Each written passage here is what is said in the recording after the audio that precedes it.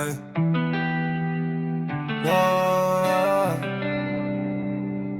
Are you tryna ride with me? Alebo fuck with me? Radšej na rovinu povedz mi. Nevádaj dôvody na fejkové úsmevy. Nepýtaj sa kde si alebo s kým. Asi no s kým, asi už to je jedno. Miesto len pre dvoch je aj vždy problémy okolo zrazu neboli. Iba naše úsmevy a ticho.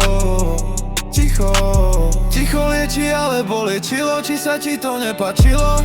Bolo to hrané, podľa mňa skôr hravek. To každý v tých depresiách plave, no pohľad neklame. Iba tvoja si klamal, ride with me. Ticho, ego skryté za pichou. Ego zakrývalo chyby. Stretneme sa v nebi, či stretneme sa skôr. Fuck it, aj tak by to skončilo zas len hrou. Tu nejde o flow, tu ide o slova. O fakt, že si bola moja komfortná zóna. Žiadna iná ona, no myšlienka sa schová. Keď spomeniem si, že ja som nebol on, že ja som nebol ten, čo mal to byť, alebo by si so mnou mala žiť. S úmyslom ubližiť, dúfam, že nie, ale asi skôr hej.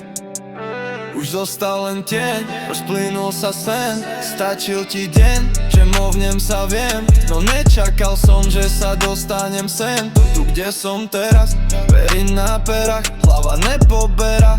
Kráska zviera, stratený neraz. No bolo to pre nás, už nie sme to my. Už je to iba môj hlas.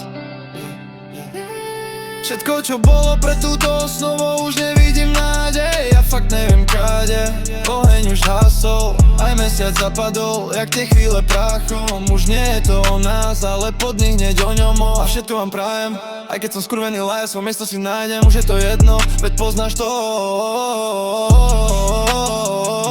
A je ti to ľúto. Mne asi skôr,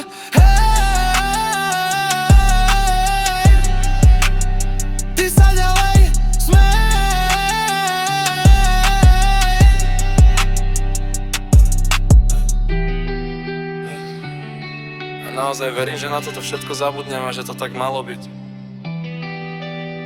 Všetko si vážim, každý moment je pre mňa vzácny, aj keď si mi celý čas iba klamala.